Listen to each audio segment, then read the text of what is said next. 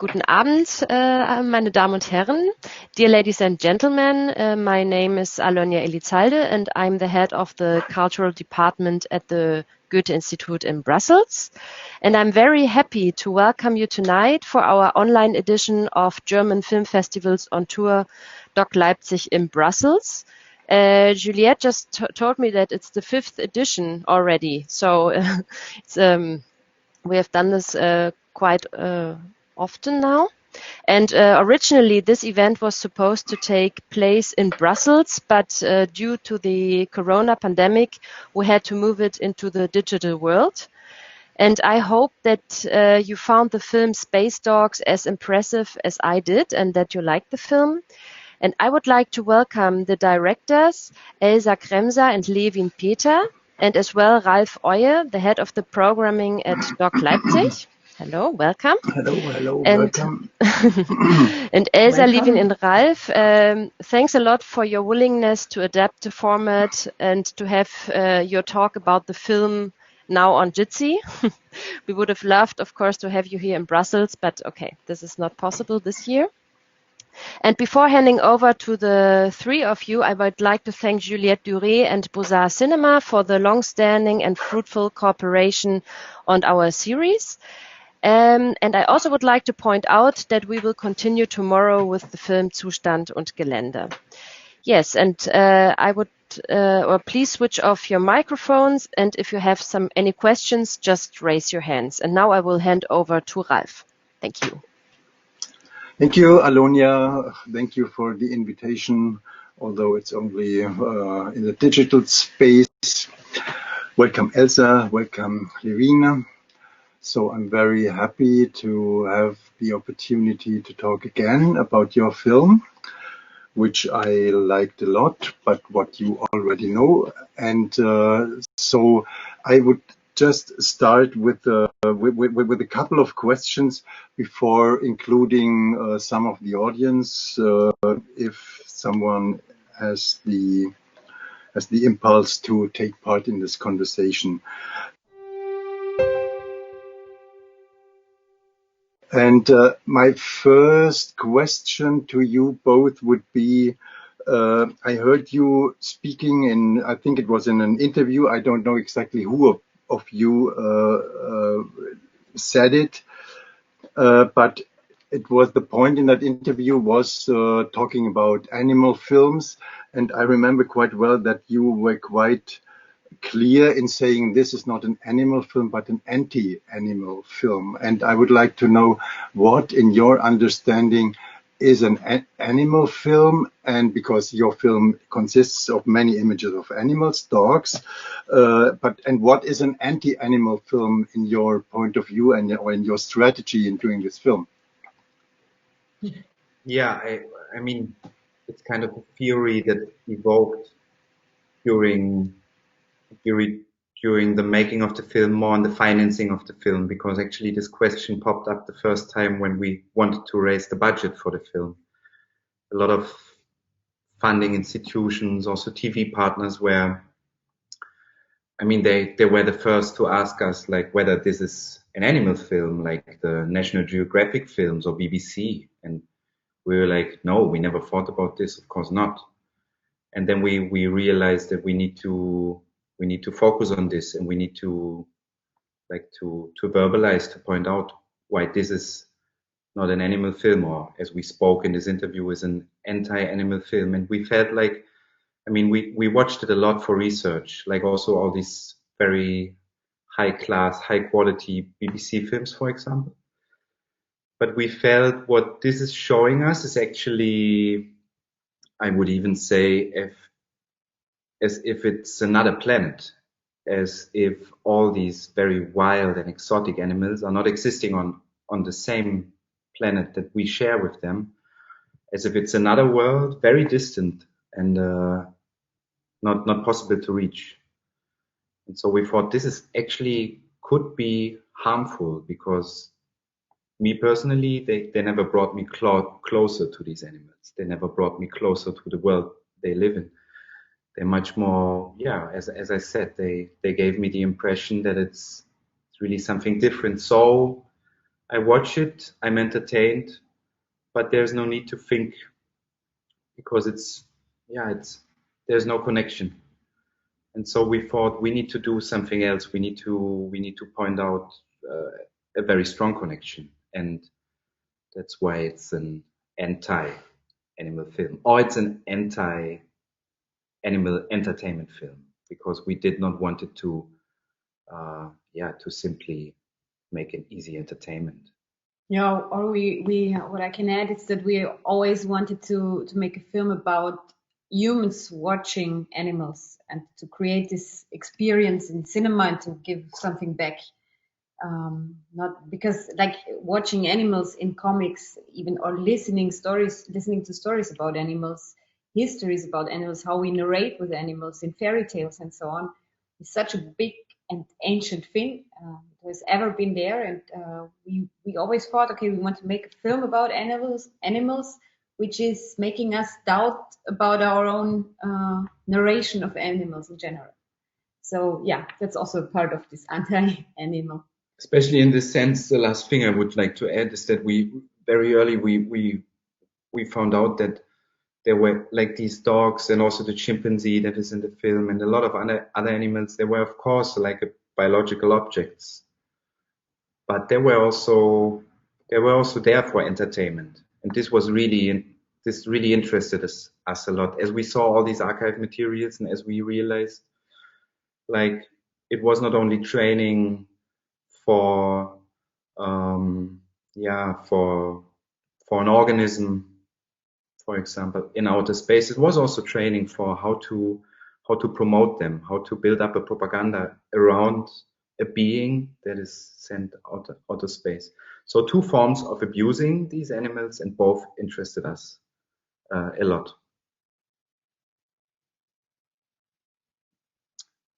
We don't hear you. Ralph, your microphone.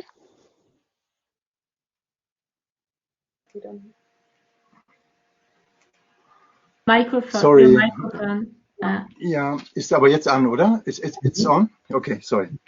I was wondering, since I have had the first contact with your film, what was first? Was it Laika or the story around Laika, or was it really the stray dogs in the streets of Moscow? And second question, following up to that, could it, if not Laika, could it then have been any other city in the world? Yeah, actually, yes. We really started with this idea, very visual and it should be a very physical film. We wanted to get close to these animals, and it should be stray dogs. This was like really the setup from the very beginning, and we had images in mind from shadows and noises and dogs being very close to the camera. So a very essential, basic idea was the reason how when we decided to make this film, and it was called Stray Dogs back then, not Space Dogs. So we started to research, we started to search for layers, and we were wondering, okay, where in the world would we make and shoot this film? And we knew from South America, from our travels there, and we knew many packs of stray dogs, so we thought about South America too. But we early decided not to go to like outside of the city area, to the countryside, because we also around in Russia we also saw packs who are living in the wilderness and who are already mating with dogs, with wolves. But we wanted to have these animals in our cities, and where they are like somehow the side figures of, or like the humans are the side figures, and you see many humans, but just in another role. So yeah, there was no city, but very early we researched, and then when we saw that Laika was actually really living on the streets and that she was a stray dog, it was a big click for us. It was very early in the development, and we've been laughing a bit about the idea that she like what was her life before she was catched for the space travel. And it was in the first moments a bit too weird and crazy for us. We thought, yeah, but that's not a film. What is this? And so we've been wondering a lot about, but this moment it didn't let us go. And so we said, okay, we've never been to Russia and no idea where stray dogs are there, but let's go and have a look. Yeah.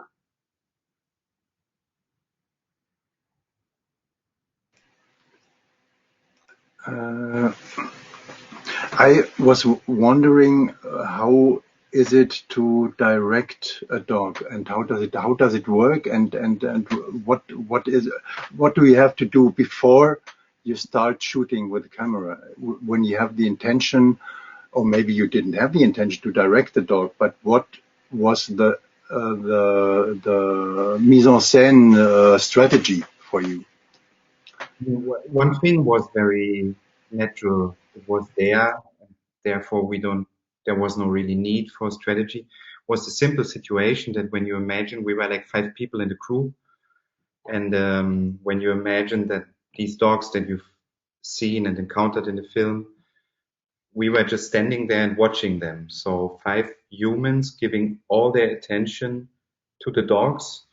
This was a very, very special situation for them. So it was very unique because they are used to being like some people come and give them some food, but then they leave, or some people are aggressive towards them, but that people just stand still and watch.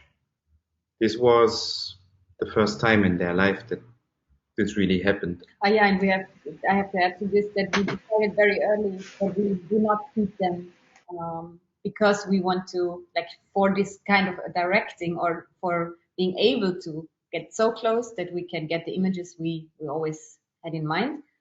It was clear if we feed them, we have a clear role for them, and we are not friends. We are maybe masters or food givers, but we get a certain role they know already in their world.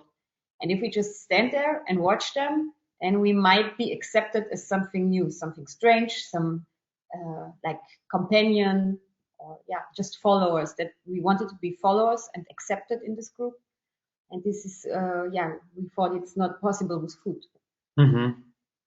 Yeah, and all the, I mean, all this tension and attention we gave, and we changed their life completely because we were there every day and we came back in everyday time. Then we started to come at night and in the early morning because it was the more quiet time when we've been alone with them.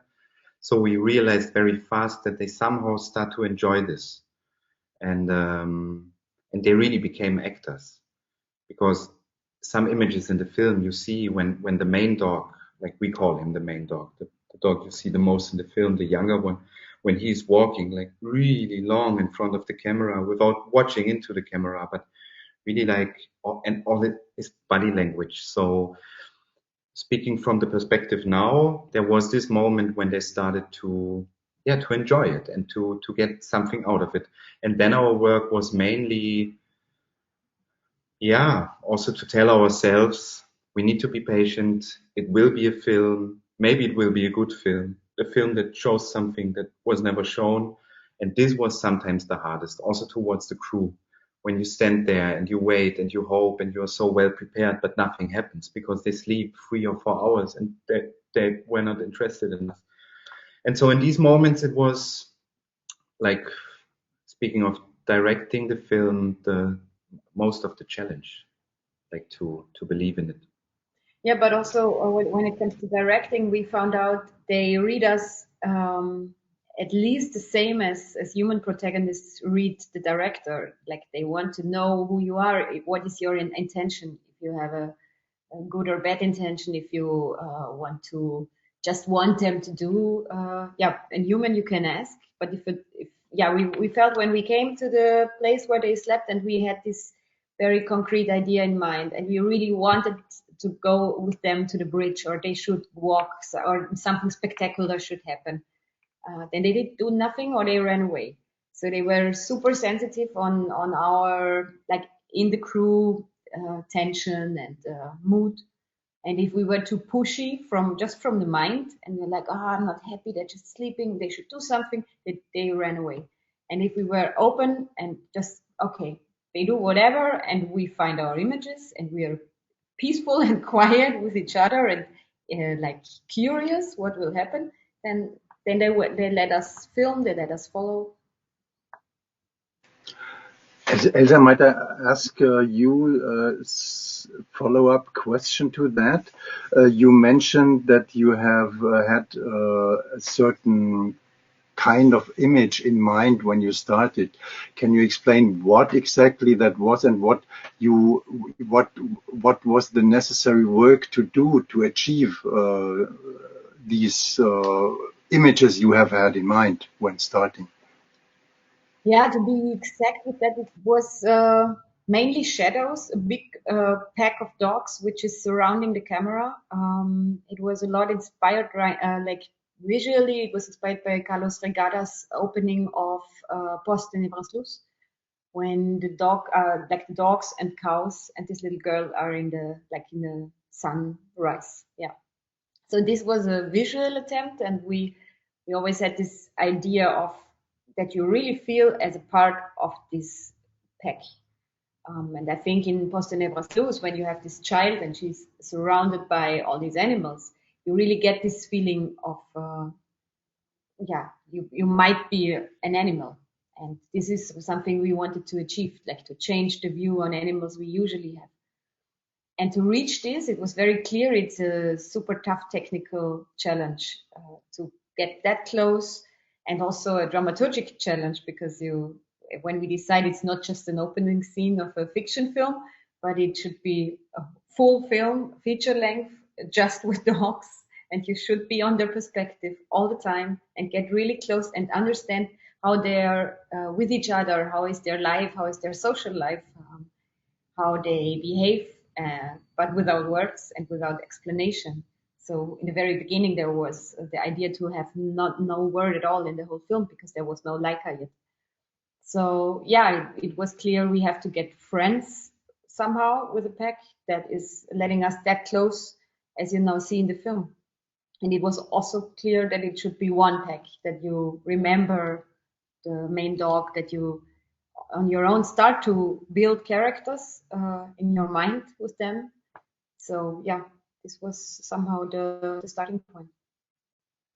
And and technically speaking, I was wondering if you invented your own sort of equipment or your own technique to be on the eye level of the dogs, and then you have a second handicap well chosen that you are shooting at night. So the film is full of handicaps, which you which seem that you have chosen them deliberately.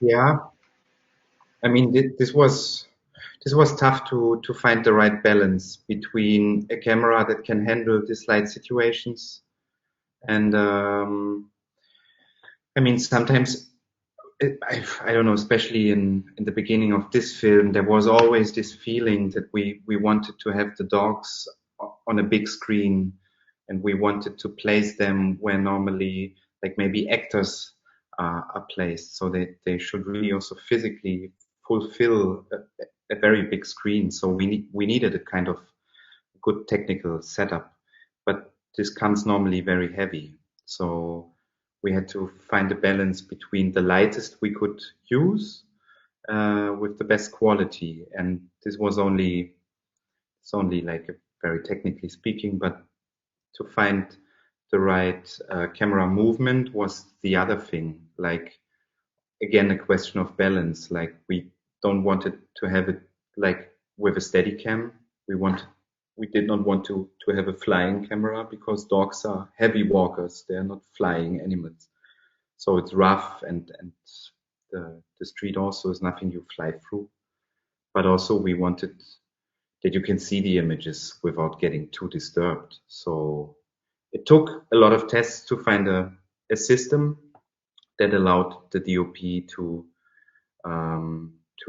move the camera with one hand on the eye level of the dogs, and which was light enough that he could do it for like 15 or 20 minutes without needing a break.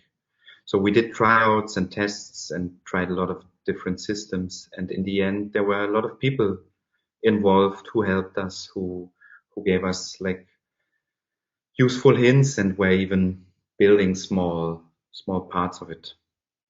But it looked funny when Ralph Eue, the DOP, was ready to do it. He was like fully equipped, and everywhere were wires, and he had everything that we could take off the camera was in his backpack. This was the most important. So we needed to save really every gram, because it was also physically super hard for him. Yeah.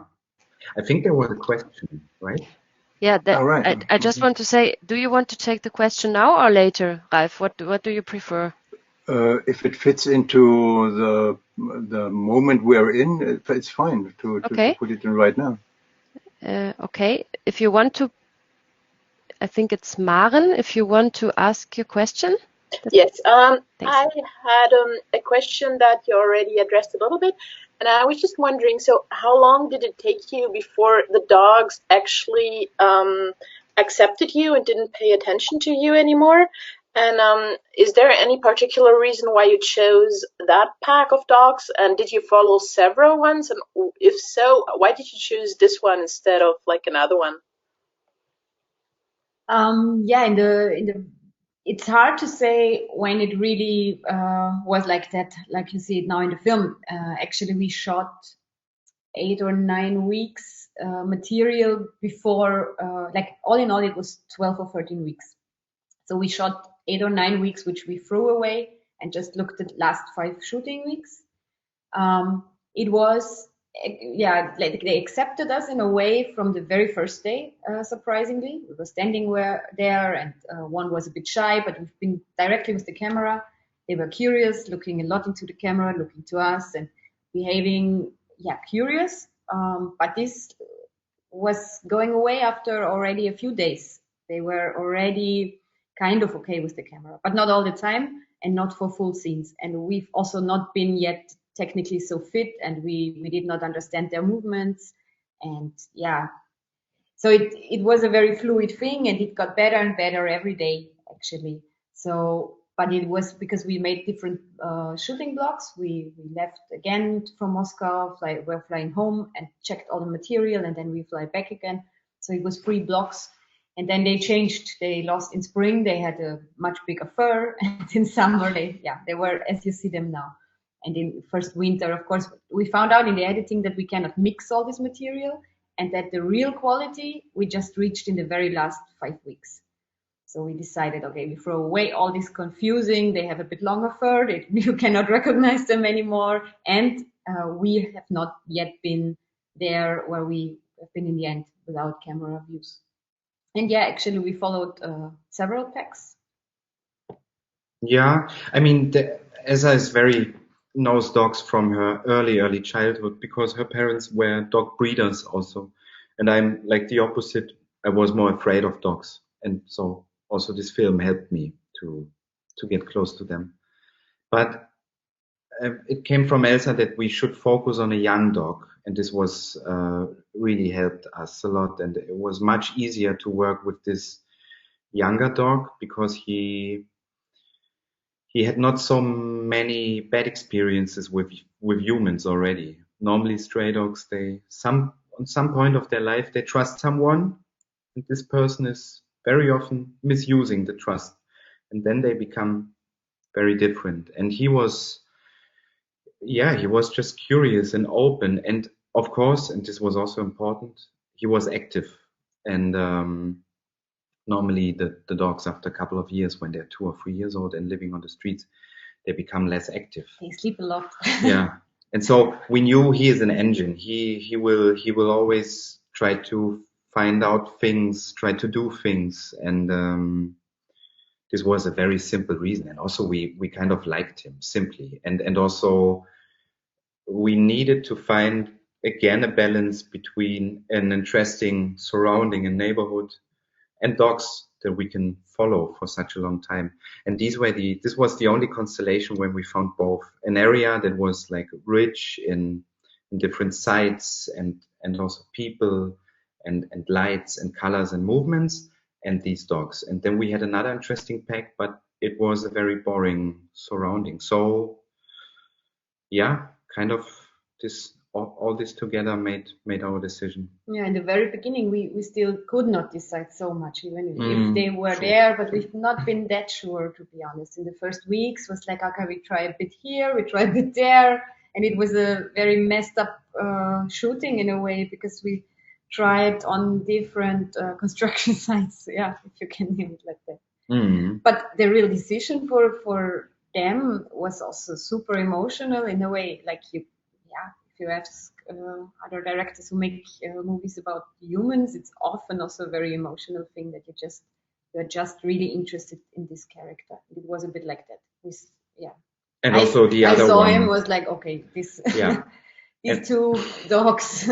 yeah. I want to see them in the film. They were an interesting couple, and it was never easy with them. And this was another point when we know this can be interesting. They will have to struggle with their roles. They have a certain hierarchy that they need to figure out. So yeah. I have the I don't have the impression. There is one key scene in your film, and it's almost unavoidable to speak about that one too.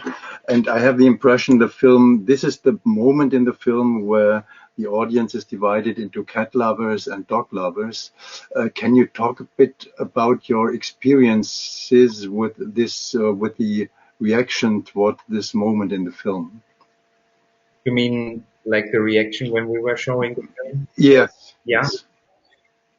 Oh, we had everything, to be honest. I mean, we had,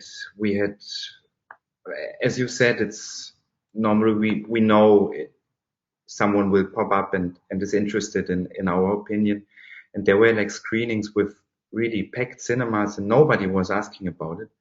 And we had other screenings where there was no time to talk about other things because the first question was about the cat and then we had to talk about it for half an hour and then the Q&A was over. There was like everything, huh? Yeah, and to come back to your question or your statement about these cat lovers and dog lovers, I'm actually most of the people who have a problem with the cat scene, who feel like somehow not comfortable, not okay that this is a part of a film, they often clearly make the line between dog lovers and cat lovers. They even sometimes say, I'm a dog person, but this I don't want to see, or I'm a cat person, but I don't want to see it like that. That's something we wondered, is there really a dog person and a cat person? And what does it mean? So this made us wonder a lot, what kind of statement is it? Of course, you prefer dogs, but it's more than that, like this dog person and cat persons. Yeah. I mean, yeah, we even had screenings when there were like kids in the film. And in one screening, I remember we even came to this young girl and his father and said like, maybe it's not a good idea because there is a scene in the film that can be disturbing for everyone, but maybe especially for kids. So also this was an experience. Then there was another young boy and was actually interesting that afterwards because his mother said, no, he can watch anything. We were interested in it. And he said, no, it was very natural for him. This was interesting to us. So he was maybe 10 or 12. He had no moral questions towards us. Of course, in this age, you are not so educated about moral in film and art. And for him, it was a very natural thing to happen. Yeah, I mean, when people were offended or felt offended, it was very often towards us, and this was interesting. And I think this is okay. When we do a Q&A, we are standing there for the film and also for this scene. But it was never like questioned, like what cruelty is in general. What is like, this is interesting to us, what we name cruel and what we do not name cruel. But these weird discussions were very often more about, that people really thought we are enjoying it. We love to show it. And that's because we hate cats or something like that. Weird. No, and of course for us there were two things. It was the actual happening, and this came out of the blue, out of a really blink of an eye. And And then something else happened in the editing room. Then we had time to reflect and we had time to discuss, and this was very interesting for us to find the position for the scene in the film, for example, to find a good surrounding for this scene. No. You gave me the way to the next question.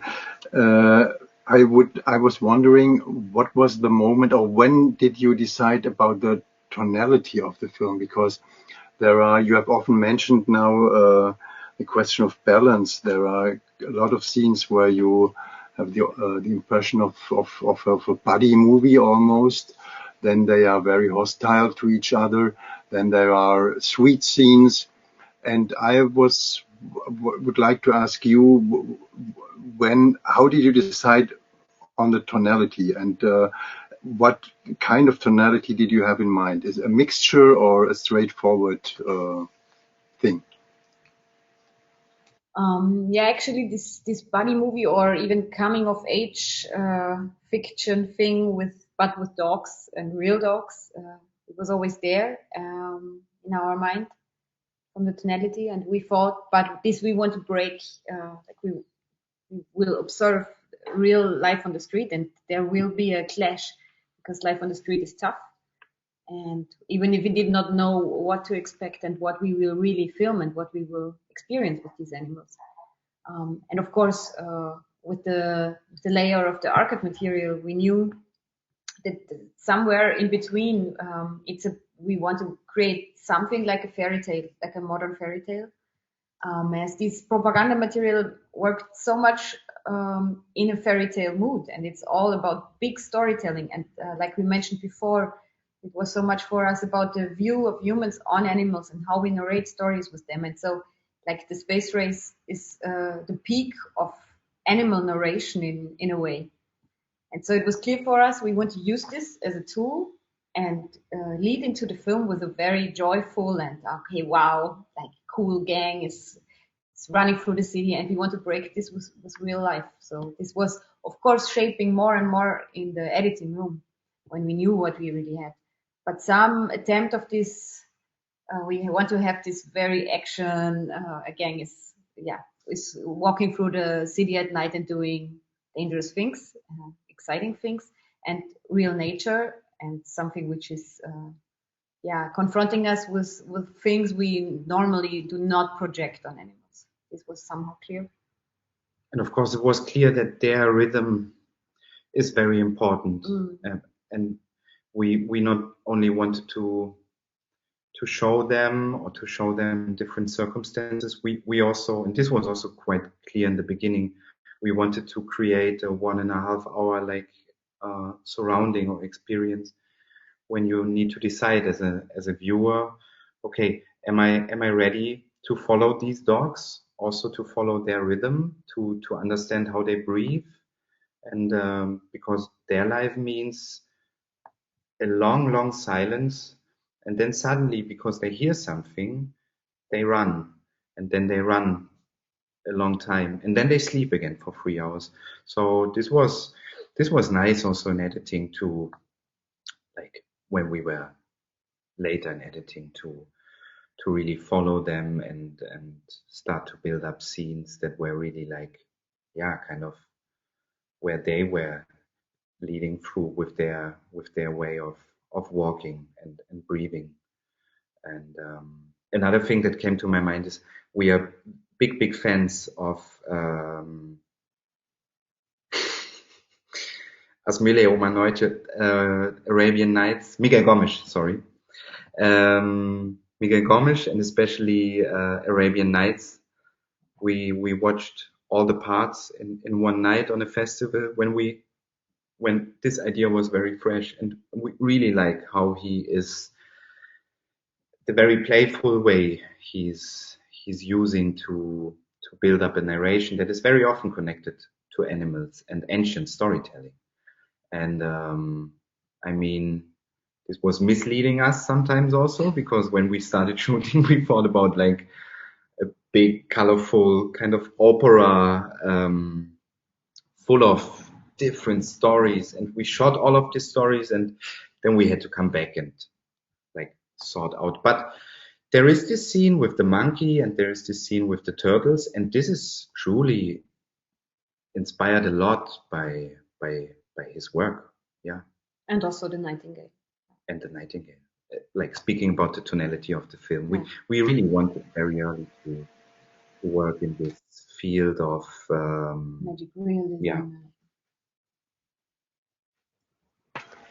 Ralph, I think there's another raised hand. Do you want to? Okay, yes, go ahead. I think there's another. Yes. Is there another question? I think it was me. No, okay. wasn't it? But wait a minute.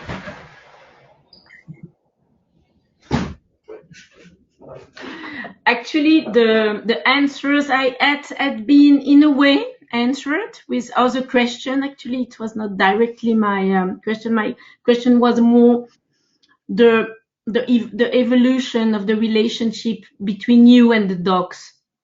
That was really something that was very, for me, interesting at the end, and also the relationships to dogs, the relationships to cats, things like that. I wanted to know what had been, did you have fear before with dogs, for instance, because I'm really someone, I fear the dogs, not a lot, but I would say a problem with dogs. And I was, but were they both in love with dogs, and was it something easy for them?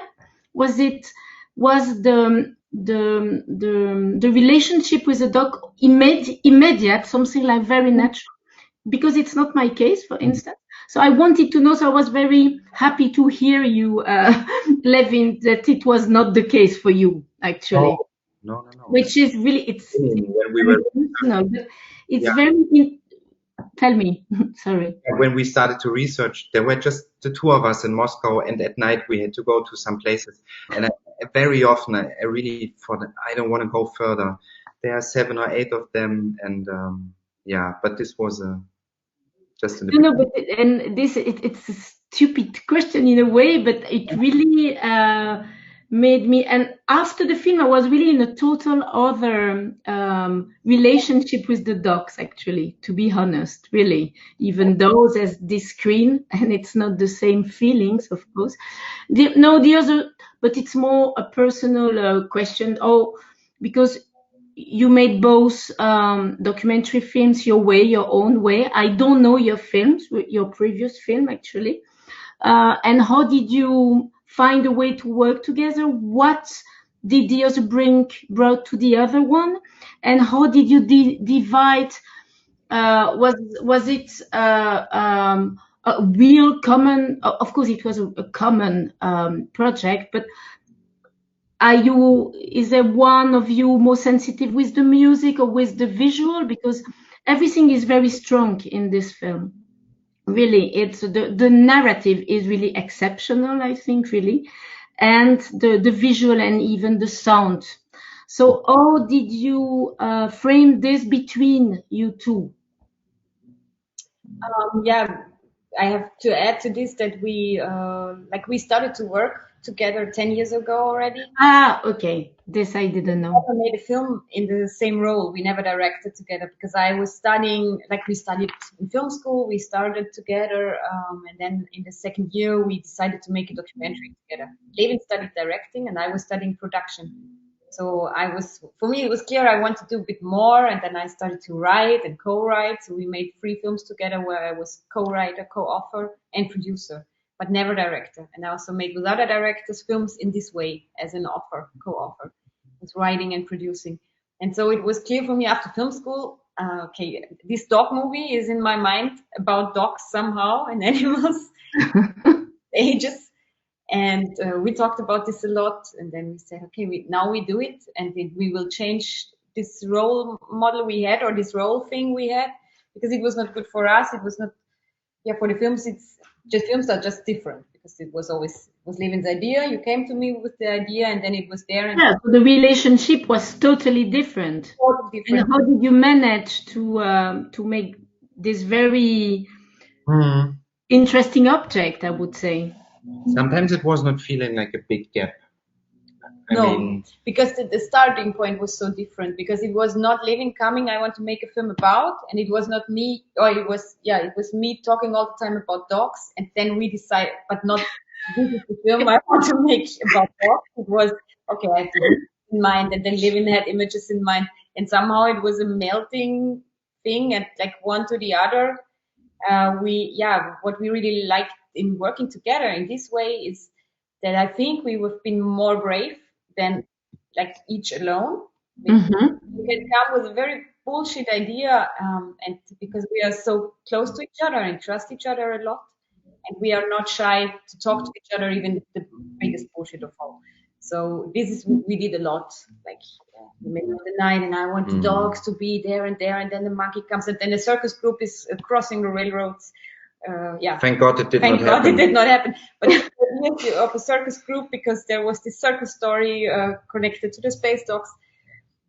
This idea we can speak out without blaming each other, maybe laughing at each other, and then finding a way together and finding out what is the real purpose of this idea. Because if you're doing it on your own, and just if you're alone in making films and creating ideas, then you censor yourself a lot. That's what I experienced a lot when I was writing on my own. I was like, but this I can't do. It's stupid bullshit. No, it's not. And if we have each other, it's like, yeah, it's bullshit, but something I like about it. So let's change it and adapt it. And and that's how we worked in all the parts. I think with camera, sound, music, all the parts. And of course, we know the whole team very long. We studied with them, and we made already several films together in different positions with them. So this was in terms of sound, images, music, was super collaborative with them also, with the team members. And what is the film? What you expect it to be? Oh, because I can imagine that it can evolve because it's stray dog, so everything could happen actually. But you had a narrative in mind. Yeah. Clear narrative in mind. Yeah, more. I mean, no. Very written, but at the same time, you are really playing with stray dogs. So, was the object, the project that you had in mind at the beginning the same that you had at the? I don't speak that if you were happy or not, but is it what you had in mind? No, I know what you mean. I mean, I think both of us, we like to write, and very often we use writing as a tool to fight against insecurity. And as you can imagine, starting this film was full of obstacles and insecurity. So we did not know, will we manage to follow a pack of dogs such a long time? Will it be interesting for anyone? Will something happen? So we were insecure. And the best thing for us was we were sitting together and we thought about every possible thing that could happen that we want to stage. And so the scene with the monkey and with the turtle and the nightingale, this was quite well prepared before we came to Madrid. Okay. Very clear idea that this will be in the film, also the narrator, what he might say. And I think what we expected in the beginning is maybe a bit different, but we were very clear that, as Elsa said, we will not censor ourselves. And, this was a reason why we decided to make it together, because I see it the same way as Elsa said. That for this film, it was amazing to carry all this like on two shoulders. And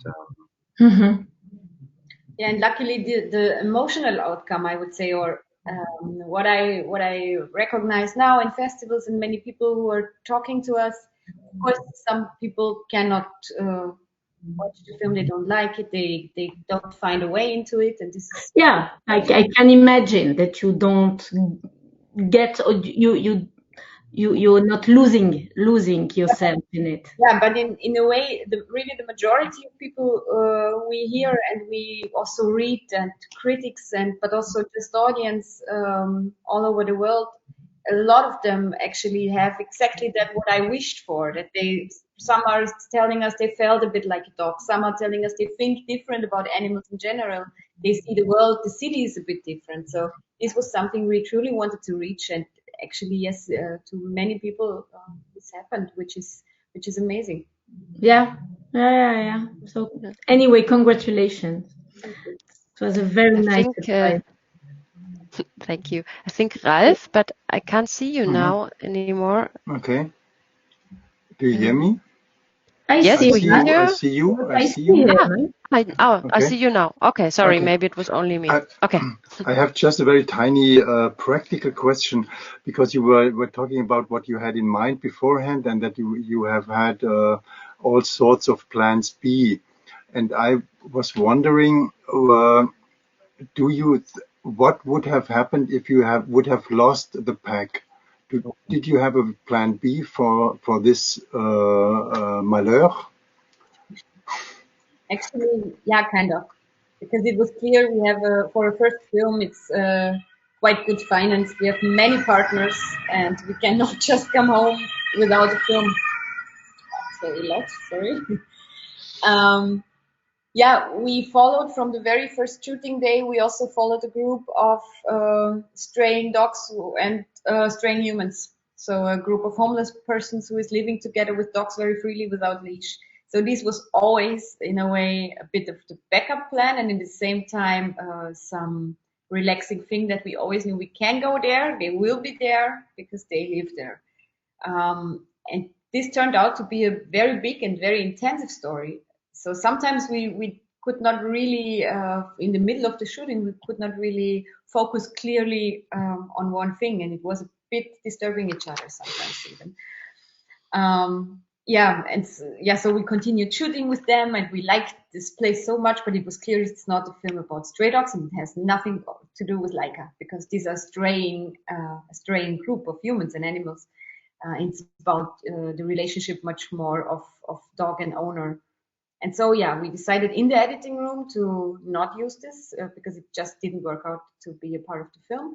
And now it will be a second part of a planned dog trilogy. And we went shooting again, so this really evolved to a new film, this backup plan. So, and you are already in this second part of the trilogy? Started to edit, yeah. Mm-hmm. And it's already clear what the third part will be, or is it a mystery? I mean, yeah, we thought like when we start in space and come back to Moscow and go deeper, because the part 2 will go deeper into the also socio-political surrounding of these dogs and humans. Maybe we go in the third part even further into a world where humans are no longer needed, where maybe one dog is alone and is maybe just imagining a former life with humans. But this is very more early. invented in the moment. I mean, we spoke about it a few times and thought like, yeah, it could be nice to have this intimacy with just one character. Or a dog film without a dog. Yeah, also nice.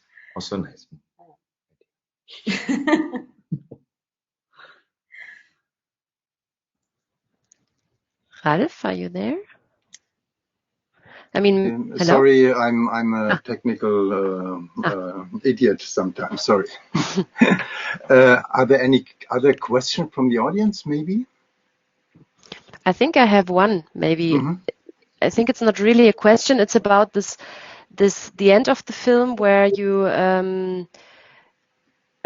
talk about these little puppies that are poisoned, and it's not really like it's not a question, but maybe Could you say something about this scene, how you found this, or why it is in the film, maybe?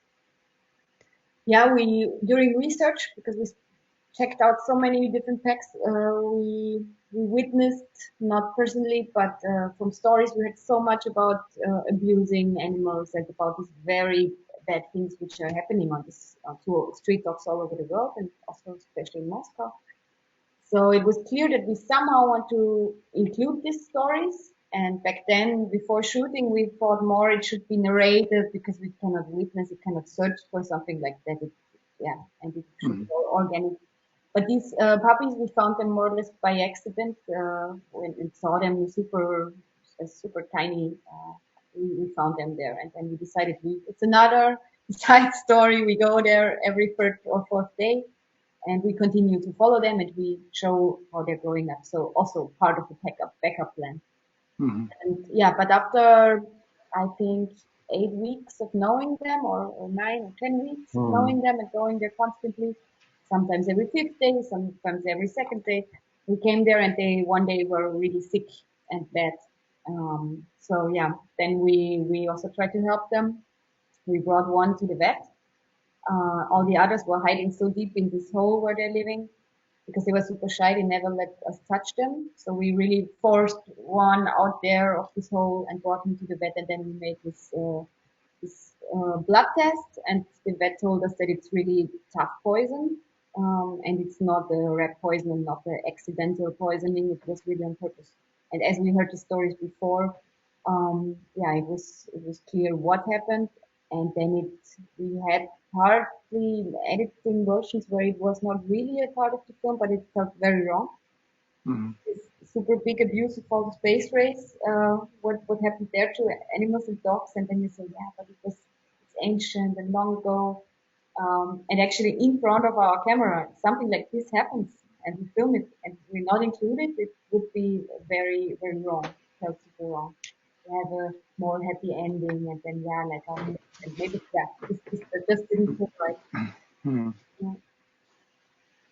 But did the one survive? You found you took to the vet or not? This one actually, this one died in the night at the veterinary institute, and just another one, the smallest, weakest, and shyest survived, because I think this puppy was too shy to eat, and the other he was so thin he never got enough food. So I think he didn't get enough of poison, or not had that much like the others.